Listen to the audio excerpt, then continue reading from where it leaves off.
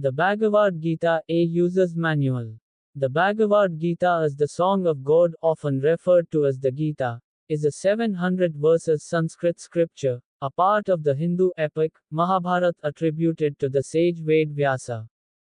It also means a song of the spirit, the divine communion of truth realization between man and his creator. The Gita is written in Sanskrit language and structured into several ancient Indian poetic meters, with the principal being the shloka. It has 18 chapters in total and that consist of 1400 verses. This Bhagavad Gita scripture contains a conversation or dialogue between Pandava Prince Arjuna and his guide Lord Krishna on a variety of theological and philosophical issues on the battlefield of Kurukshetra. Arjuna despairs thinking about the violence and death the war will cause in the battle against his kin and becomes emotionally preoccupied with a dilemma. Faced with a fratricidal war, a despondent Arjuna turns to his charioteer Lord Krishna for counsel on the battlefield. Lord Krishna counsels Arjuna to fulfill his Kshatriya, warrior, duty, for the upholding of Dharma. Lord Krishna, through the course of the Gita, imparts to Arjuna wisdom, the path to devotion, and the doctrine of selfless action. The Lord Krishna Arjuna dialogue covers a broad range of spiritual topics, touching upon moral and ethical dilemmas, and philosophical issues that go far beyond the war that Arjuna faces. The setting of the text in a battlefield has been interpreted as an allegory for the struggles and vagaries of human life. In fact, the Bhagavad-Gita is the most read and unfathomable book. People read Gita as a routine practice, but remains far from its meaning.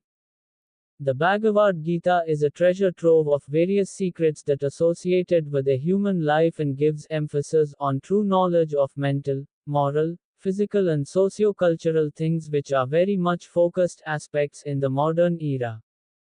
It is a comprehensive metaphysical and psychological treatise that describes all kind of experiences of everything in life that come to not only every spiritual traveler but to all living beings on the path of emancipation and actual destination of life in the universe.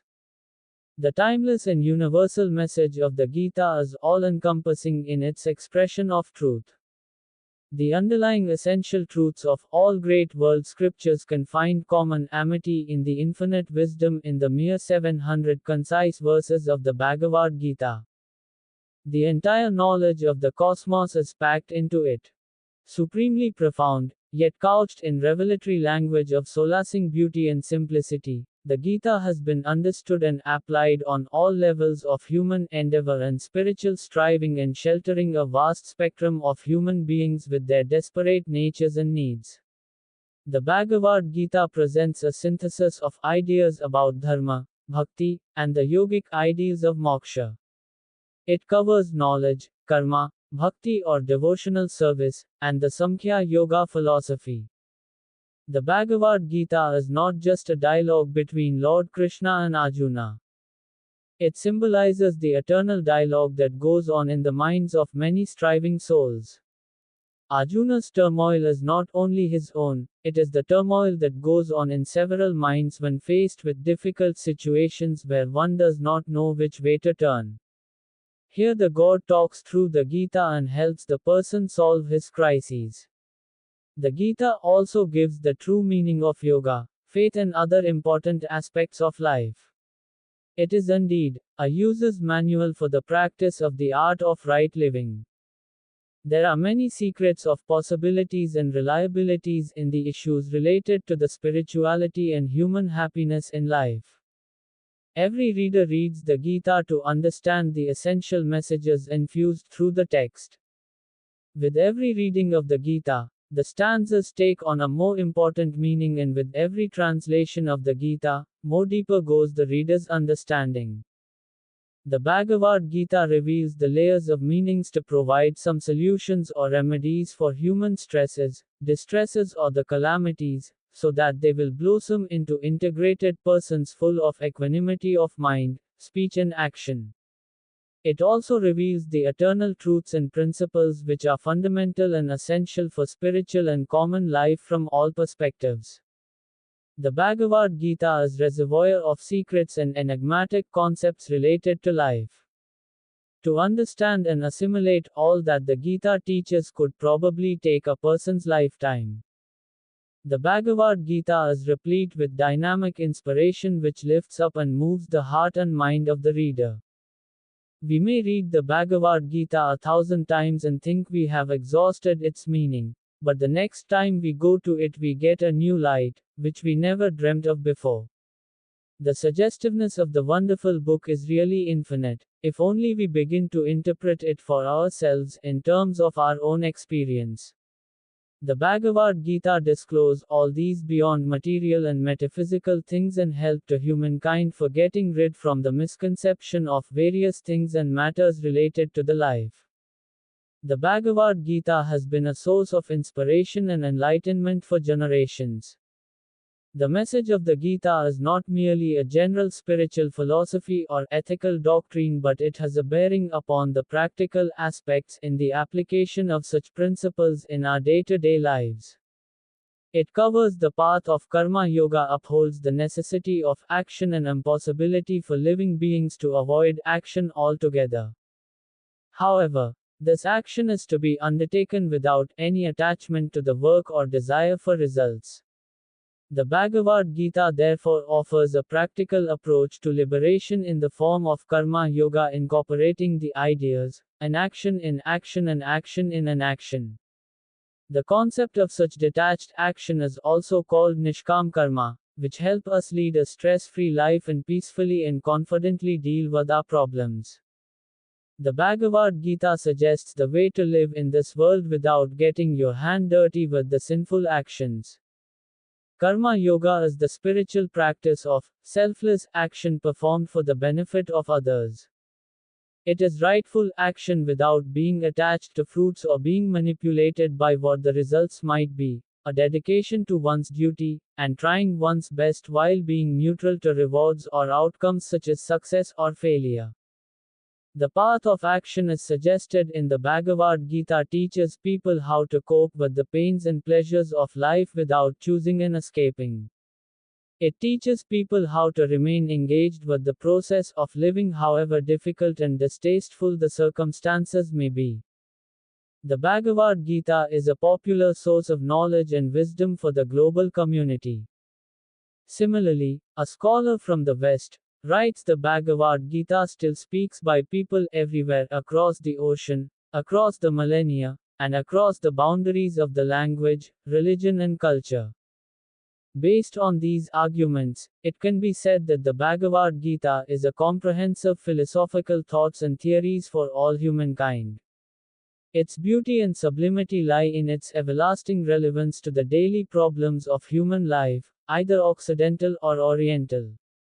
It has a message of solace, freedom, salvation, perfection and peace for all human beings.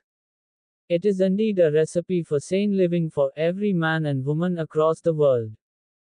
It is not for some specific community, caste, creed, sex and country, but it is a common asset of all human beings. It is a book with sublime thoughts and practical instructions on yoga, devotion and action. It is profound in thought and sublime in heights of vision. The Bhagavad-Gita, perhaps the most famous of all Indian scriptures, is universally regarded as one of the world's spiritual and literary masterpieces and as a spiritual classic that has been translated into more than 75 languages worldwide. The Bhagavad-Gita has come to represent humanism in a more significant way than other scriptural works and has had a profound impact on thinking minds far beyond the borders of the country of its origin. It holds a niche in Indian philosophy, contributing to a revolution in the approach to metaphysical issues that have engaged the minds of scholars and practitioners of religion alike over the ages. The numerous commentaries have been made on the Bhagavad-Gita with widely differing views on the essentials, beginning with well-known commentary of Sri Adi Shankaracharya in the 8th century AD, is a landmark in the religious history of India, as it occasioned a very wide interest in the work by provoking many more commentaries till the present day. Commentators see the setting of the Gita in a battlefield as an allegory for the ethical and moral struggles of the human life. The Bhagavad-Gita's call for selfless action inspired many leaders of the Indian independence movement, including Mahatma Gandhi, who referred to the Gita as his spiritual dictionary. He adds that self-realization is the subject of the Gita and it shows the most excellent way to attain it.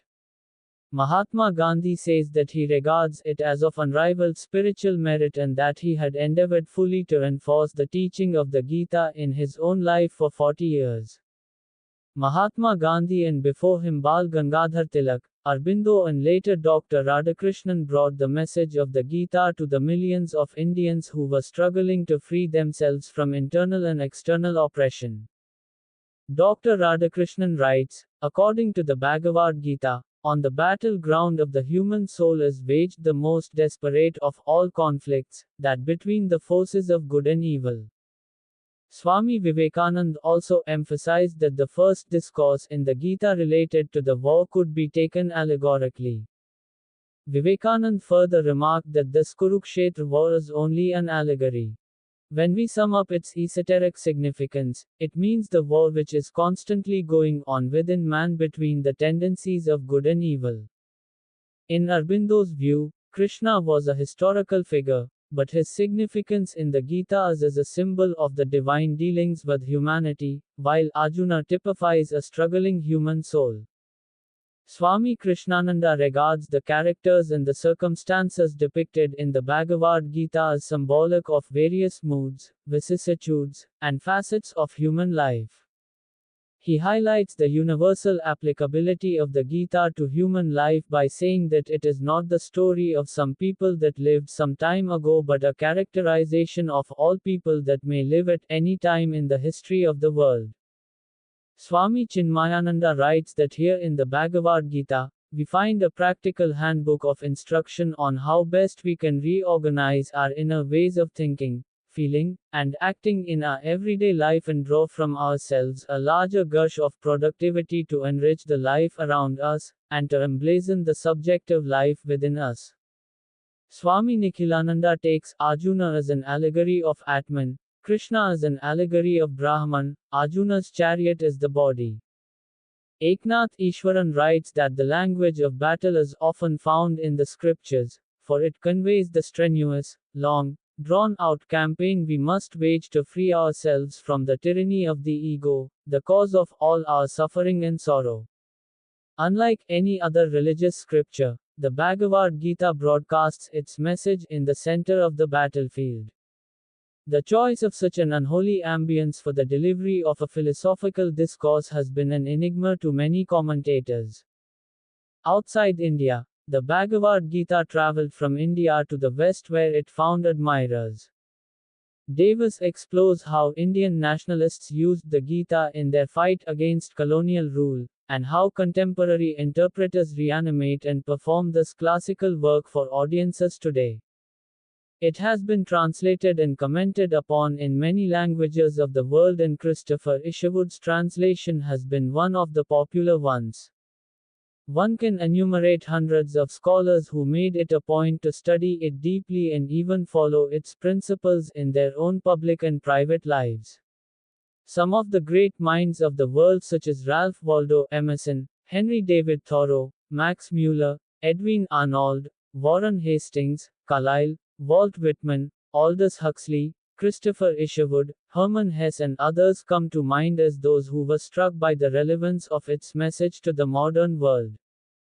In his introduction to the English translation of the Gita by Sir Charles Wilkins, Warren Hastings, the British Governor-General of India in the 18th century writes, "The writers of the Indian philosophies will survive when the British dominion in India shall have long ceased to exist and the sources which yielded wealth and power are lost to remembrance." Henry David Thoreau wrote that in the morning I bathe my intellect in the stupendous and cosmogonal philosophy of the Bhagavad-Gita, in comparison with which our modern world and its literature seem puny and trivial. Even Albert Einstein praised the philosophical insights of the Gita. So, the Gita has had a universal appeal to sensitive minds who have felt that its study is of importance in the present context to tackle basic problems facing the world.